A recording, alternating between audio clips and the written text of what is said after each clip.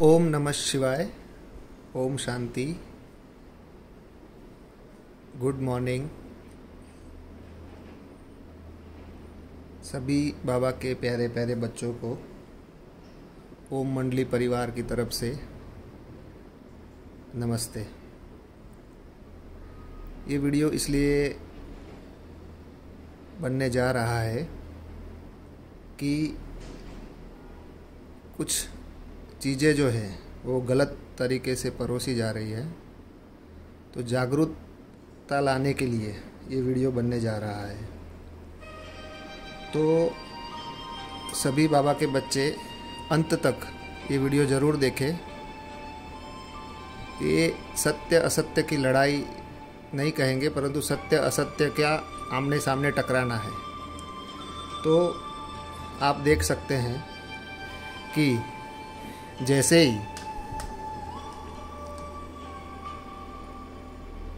ओम मंडली में हमारे प्यारे मीठे भाई डॉक्टर श्रीमन साहू जी आए बाबा को देखने, कि सब बोल रहे बाबा वहाँ आ रहे, तो लाओ देखो तो सही कहीं बाबा है कि नहीं है। तो वो बाबा को जब देखने आए और उन्होंने देखा कि नहीं, ये तो सचमुच बाबा है। वही जो दादी गुलजार में पाठ चल रहा था वही पाठ इधर चल रहा है। और विशेष रूप में उन्होंने ये देखा कि वंडरफुल बात यह है कि ब्रह्मा बाबा का भी पाठ चल रहा है अलग से। माना मुरलियों में पहले से कह रखा है ना कि आदि में साकार की लीला चली थी, अंत में भी साकार की लीला चलेगी। वही पाठ अंत का चल रहा है, वही साकार की लीला चल रही है। तो जैसे ही उन्होंने ये बात वीडियो द्वारा आप सबको कहना चाहिए, आपको पहुंचाना चाहा, तो आबू में हड़कंप मच गया। अभी तक वो लोग सब लोग ये बोलते थे, किसी को भी बोले संदेश देते थे कि बाबा आ रहे हैं, तो ये कहते थे कि हमारे वरिष्ठ भाई कहेंगे तो हम मानेंगे। तो वही मधुबन से, वही आबू से एक वरिष्ठ भाई जिनको आप सब जानते हैं, जिन्होंने डायबिटीज़ के बहुत सारे कैंप किए हैं हर जगह पे, हर शहर में। जो बाबा मिलन में हम जब मधुबन जाते थे तो उस समय भी वो जब कसरत कराते थे, तो सब उनको बच्चा बच्चा हर ब्राह्मण परिवार पूरा जानता है। तो ऐसे वरिष्ठ भाई ने आकर के जब बोला कि सही में बाबा है, आप लोग सब जागो, निंद्रा से जागो, बाबा आ गया है। और मेरा बाबा आ गया का नारा उन्होंने जब लगाया तो आबू में हड़कंप मच गया। और सारा जो परिवार है वो हमारा ही परिवार है, वो कोई अलग नहीं है, वो हमारे ही बाबा के बच्चे हैं। और वही हमारे बाबा के बच्चे, हमारे ही भाई अभी कैसा देखो, कैसा झूठ पे झूठ फैला रहे और कैसे मतलब बौखला गए। उनकी बौखलाहट आपको साफ नज़र आएगी इस वीडियो में। आप देखिए, जिस भाई ने ये वीडियो डाला है वो भाई बहुत अच्छी सेवा करते हैं। वो मूल्यों को टैक्स में कन्वर्ट करके यूट्यूब पे डालते हैं। वो बहुत अच्छी सेवा है, उसकी मैं खुद सराहना करता हूँ, उसके लिए उनको धन्यवाद भी करता हूँ। परंतु ये वीडियो डाल के उन्होंने ये साबित किया कि सेवा के साथ आप कुछ और भी कर रहे हो। तो सेवा कीजिए भाई जी, हम आपसे यही अनुरोध करेंगे कि किसी का विरोध करके, कुछ ये करके कुछ नहीं मिलने वाला। इसलिए सेवा में, स्व परिवर्तन में और सेवा में आप फोकस करिए। हमको भी सेवा में और स्व परिवर्तन में फोकस करने दीजिए। आप अपना कार्य करो, अपना पार्ट बजाओ, हमको हमारा पार्ट बजाने दो। चारों तरफ से जो भी प्रेशर दबाव आप ला रहे हैं वो सही नहीं है। इसलिए आप अपना सभी, आप ओम मंडली की तरफ से सभी को ये कहना चाहेंगे कि आप अपना पुरुषार्थ करें, आप अपने बाबा का परिचय दें और ओम मंडली को अपना कार्य करने दें। उसमें भगवान के कार्य में अड़ंगा न अड़ाए। तो आप देखिए, ये इस वीडियो को मैं आपको दिखा रहा हूँ कि उनमें देखो, उसमें उन्होंने क्या पिरोसा है, आप खुद ही देखो।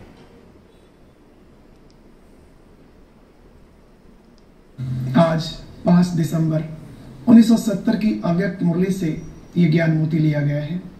आज बाबा, आइए सुनते हैं बाबा ने क्या समझाया। इस नाजुक समय में हमें अपनी बहुत संभाल करने व माया के सभी रूपों से सावधान रहने की आवश्यकता है। बाप दादा ने एक अव्यक्त मुरली में कहा था कि लास्ट समय में माया बाप का रूप धारण करके भी आ सकती है, और उस समय कुछ बच्चे पहचान शक्ति न होने के कारण माया को ही भगवान समझ लेंगे। इसलिए माया के इस रूप को अच्छी तरह से पहचान कर किसी की इन बातों में न आ जाना कि फलानी जगह बाबा आने लगे हैं। अगर मन में ये संकल्प भी आया कि एक बार जाकर तो देखें आखिर क्या है, ये विचार आना भी संशय बुद्धि होना है। और कहावत तो आप जानते ही हैं, संशय बुद्धि विनश्यन्ति। तो हमारे प्यारे सभी भाइयों ने देखा कि उन्होंने मुरली का बोला कि अव्यक्तवाणी में बोला है। जो तारीख वो बता रहे हैं उस तारीख में वो कोई अव्यक्तवाणी का पॉइंट है ही नहीं। वो अपने मनमत से महावाक्य को बोल रहे हैं कि एक अव्यक्तवाणी में बोला है, और वो अव्यक्तवाणी जब उस तारीख में ढूंढी तो उस तारीख में कुछ भी ऐसा नहीं है। तो ऐसा ये सब करके क्या मिलने वाला है? कुछ भी नहीं हासिल होने वाला है। आप देखो कि किससे टकरा रहे हो, कौन है सामने, उसको तो परखो।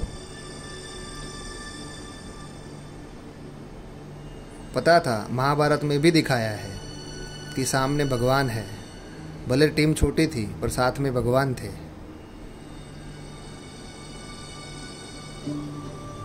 तो सभी ने देखा, महाभारत में भी देखा कि जहाँ भगवान होता है वहाँ की जीत निश्चित होती है।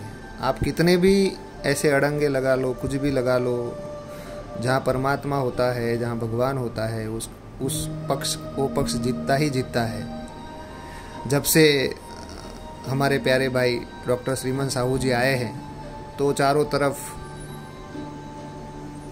सामने से लिखा जा रहा है वो आस्तीन का सांप है, वो ये है। जब वो इतने बड़े बड़े कैंप करके आपकी सेवा कर रहे थे तो वो श्रीमन साहू जी उस समय अच्छे थे। वो डॉक्टर श्रीमन साहू ने अपने जीवन के 36 साल दे दिए, तब आपने तो नहीं बोला कि वो आस्तीन के सांप है, ऐसा है वैसा है। अभी चारों तरफ ये फैला रहे हो कि पहले तो आप ये कहते थे कोई वरिष्ठ बोलेगा तो मानेंगे कि बाबा आ रहे। अभी वही आबू से आप वरिष्ठ भाई बोल रहे हैं कि बाबा आ रहे हैं, तो फिर अभी क्या हुआ? अब क्यों नहीं मान रहे हैं? तो ये तो एक वरिष्ठ भाई बोल रहे हैं। अभी आने वाले समय में धीरे धीरे सारे वरिष्ठ भाई एक एक करके आएंगे और बोलेंगे। जो भी देखेगा, बोला है ना मुरली में, जो देखेगा जो सुनेगा सो कहेगा मेरा बाबा आ गया। जो एक बार बाबा से मिलने आ गया, अगर देख लिया, सुन लिया, बाबा से मिल लिया, तो वो ज़रूर कहेगा मेरा बाबा आ गया। तो बाबा के बच्चे जो भी सुन रहे हैं, देखे और भी देखे, आपको दिखा रहा हूँ कि वो क्या बोल रहे हैं। आप देखो उनको। तो याद रखना, हमारा बाबा मधुबन का बाबा है, वह कहीं और आ ही नहीं सकता, क्योंकि मधुबन प्यारे बाबा की, दादियों की और सभी यज्ञ वत्सों की कर्म भूमि है। तो बाबा और मधुबन में कभी संशय ना आए। ऐसा ना हो पल भर में ही वर्षों की हुई कमाई ना। हमारा बाबा मधुबन का बाबा है, वह कहीं और आ ही नहीं सकता, क्योंकि मधुबन प्यारे बाबा की, दादियों की और सभी यज्ञ वत्सों। हमारा बाबा मधुबन का बाबा है, वह कहीं और आ ही नहीं सकता, क्योंकि तो सभी ने सुना कि भाई जी बोल रहे हैं कि हमारा बाबा मधुबन में ही आएगा। मधुबन, हमारा बाबा मधुबन छोड़ के जा नहीं सकता, मधुबन में ही आएगा। तो एक बात बता दूं आपको कि जब देवकी मैया में फर्स्ट टाइम बाबा आए थे तो देवकी मैया कहाँ पे थी? जब बाबा का पाठ शुरू हुआ था देवकी मैया के अंदर, तब वो मधुबन में ही थी। तो बाबा मधुबन में ही आया था। उन्होंने एक साधारण रूप देख करके, एक साधारण सेंटर की एक छोटी सी कन्या में बाबा कैसे आ सकता है? उनको निश्चय नहीं हुआ, तो उन्होंने उनको निष्कासित कर दिया। तो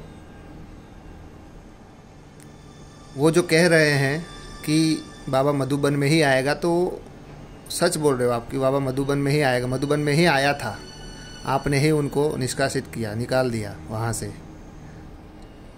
और कह रहे हैं कि हट्टी एक ही है। सही बात है, हट्टी एक ही है और बाबा मधुबन में ही आता है।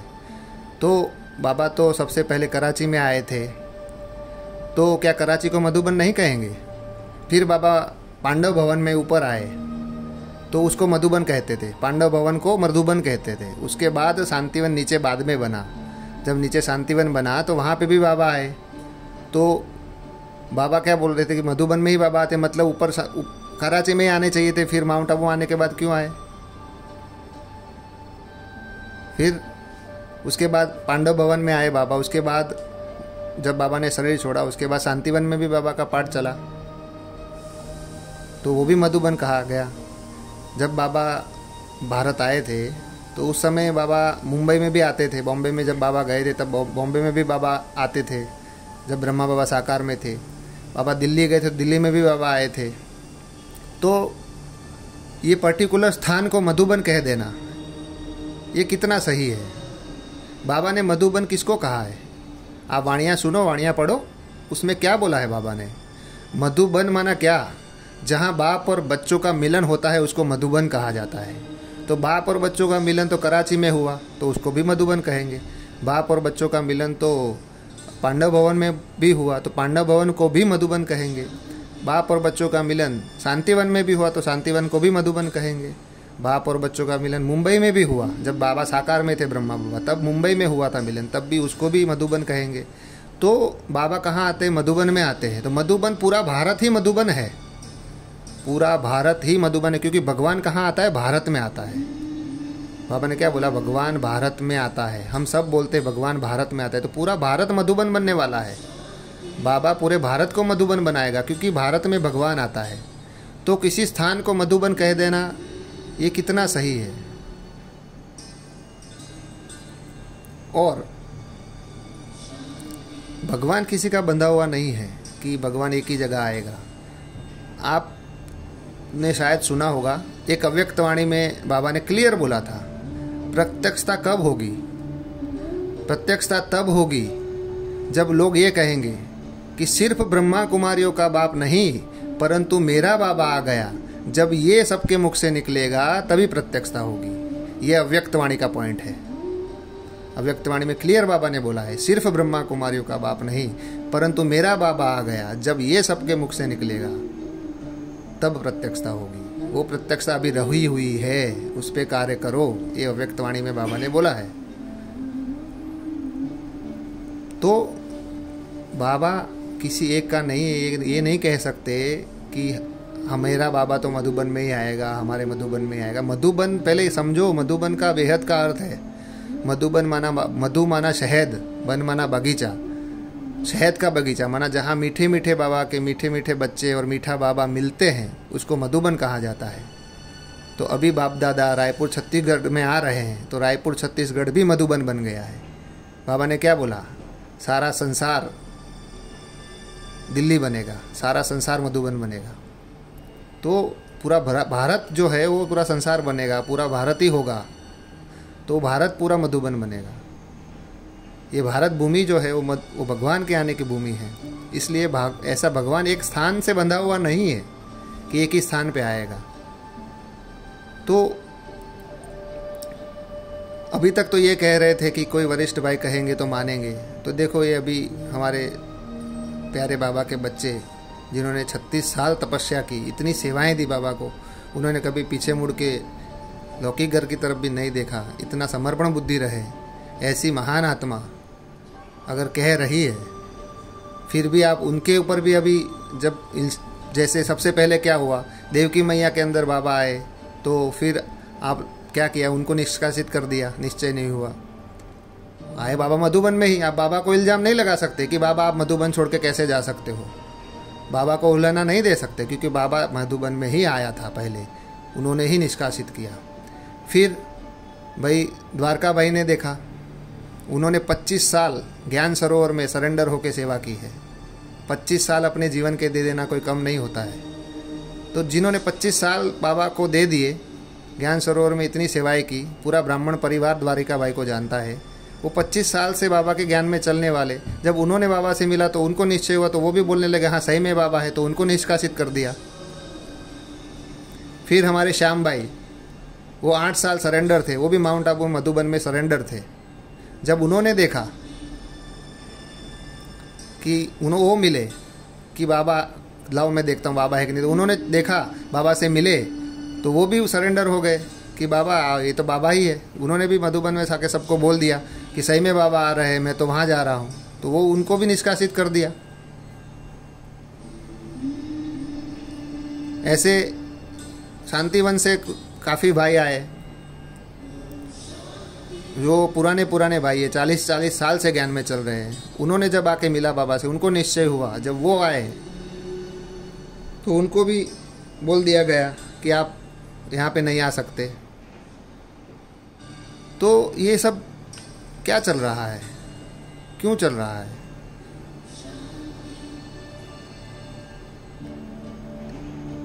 ऐसे बाबा के बच्चे जो हैं, आप देखोगे जब वीडियो बाबा की डलती है यूट्यूब पे, इतने गंदे गंदे कमेंट डालते हैं।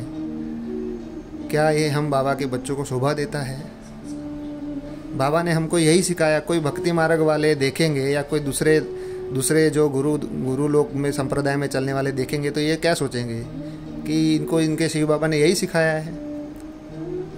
तो ऐसा कमेंट करना, ये बाबा ने हमको नहीं सिखाया है कि ऐसी गलत भाषा का प्रयोग करना। बाबा ने हमको प्यार करना सिखाया है, प्यार बांटना सिखाया है, सुख देना सिखाया है। तो बाबा ने क्या बोला था? प्रत्यक्षता चलन से होगी, चाल चलन से होगी। जैसी चलन होगी वैसे प्रत्यक्षता होगी। तो सभी से निवेदन है कि आप को अगर कोई बात हजम नहीं होती है तो आप उसको साक्षी होकर के देखो। आपको बड़े प्यार से, विनम्रता से हम कह रहे हैं कि आप, अगर आपको नहीं समझ में आ रहा है तो आप साक्षी होकर देखो ड्रामा को। परंतु आप ऐसे हर चीज़ का विरोध करना, हर चीज़ में अपोज करना, ये क्या है? क्यों बौखलाहट है इतनी? ये सोच रहे हैं कि अब तो हमारा राजपाट गया। तो ये महाभारत में भी स्पष्ट नजर आता था कि स्पष्ट दिखाया है कि महाभारत में पांडवों को देश निकाला मिलता था, पांडवों को अपने ही घर से निकाल दिया जाता था। तो वही आप टैली कर सकते हो, पूरी महाभारत टैली होती है। यहाँ पे पांडवों को निष्कासित किया जाता है, वही महाभारत लड़ाई चल रही है। बाबा ने बोला था मुरली में कि अंत में महाभारत लड़ाई स्पष्ट नजर आएगी। तो वही सीन देखने में आ रहा है कि अपने ही भाइयों को गलत बोला जा रहा है और निकाल दिया जा रहा है। वही जो पांडवों को देश निकाला मिला था वो यहाँ का ही यादगार है। तो अभी गद्दी हिलने की वजह से सभी बौखलाए हुए हैं, तो उनको ये समझ में नहीं आ रहा है कि हम क्या कर रहे हैं, क्या बोल रहे हैं, क्या नहीं। अव्यक्तवाणी का पॉइंट नहीं है, फिर भी बोल दिया कि अव्यक्तवाणी में बोला है ऐसा करके। वो अव्यक्तवाणी की डेट को देखा तो उसमें कुछ ऐसा नहीं है। तो कहने का भाव ये है कि ये कहते हैं कि भाई हमारे बच्चे उधर चले जाएंगे। हमारे बच्चे आपके से बोलते हैं ना, मेरे सेंटर के बच्चे चले जाएंगे या हमारे यहाँ से वहाँ चले जाएंगे। तो आप ये सोच सकते हो कि हम सब कहाँ से आए थे। जैसे हम खुद ही पहले कई सत्संगों में जाते थे, भाई श्री रविशंकर में जाते थे, आसाराम बापू में जाते थे, राधा स्वामी में जाते थे, कहीं ना कहीं जाता होगा, कहीं भक्ति मार्ग में जाता था। तो वहाँ से बच्चे भक्ति मार्ग से और दूसरे गुरुओं से भी बाबा के बच्चे बहुत बने हैं। तो क्या वो लड़ने आते हैं क्या हमसे? क्या कभी वो कोई लड़ने आया? कि राधा स्वामी वाले कभी आए बीके के पास कि आप हमारे बच्चे को ले गए, आप ऐसा नहीं कर सकते? या कोई दूसरे जो भी संत महात्मा हैं, साधु संत हैं, जो भी जिनका भी संगठन चल रहा है, उन संगठनों में भी काफ़ी बच्चे आए, उन संगठनों से भी काफ़ी बाबा के बच्चे बने हैं। तो क्या वो कभी लड़ने आए? तो हम क्यों, जब जिसकी जो मर्जी है, जब जो देख रहा है कि वो बाबा है और वो बोल रहा है कि मैंने खुद देखा है, मैंने खुद अनुभव किया कि सही में बाबा है, तो तुरंत अपोज कर लेना या लड़ाई करने आ जाना, ये तो भक्ति मार्ग वाले भी नहीं कर रहे हैं। आप देखो, भक्ति मार्ग से ही सभी आए हैं। तो कोई भक्ति मार्ग में चलने वाला, कोई गुरु का फॉलोअर्स, कोई गुरु आप आया कभी लड़ने, बोलने आया कि आप हमारे फॉलोअर्स को क्यों संदेश दे रहे हो? उनको मालूम है वो भी भगवान का कार्य कर रहे हैं। सबकी अपनी मर्जी है, जिसको जहाँ ज्ञान अच्छा लगता है, जहाँ जा सकता है, वो कभी नहीं लड़ने आए। तो फिर हम क्यों बाबा के बच्चे ये सोच के बैठे हैं कि ये बच्चे और ये जो भी है वो यहीं पे ही रहे और कहीं नहीं जाए? ये सोच भी एक रॉन्ग है। सबका अपना अपना, सबको स्वतंत्रता है। इतना रोकना, इतना सबको दबाना, ये सही नहीं है, ये गलत है। अगर देखो अभी नहीं सुधारेंगे तो हर कल्प यही रहेगा, क्योंकि संगम युग में बाबा मौका देता है बदलने का। आप अपने ड्रामा को संगम युग में बदल सकते हो। तो ये संगम युग, अगला संगम युग में जो गलतियाँ की, इस सेम गलतियाँ इस संगम युग में भी करनी है क्या? तो इस संगम युग में अपनी गलतियों को हम सुधार सकते हैं। क्यों हम भगवान के कार्य में अड़ंगा लगा रहे हैं? जब आपको ये पता चलेगा कि ये सही में परमात्मा का कार्य था और हमने कितना ये किया, तब आपको कितना पश्चाताप होगा।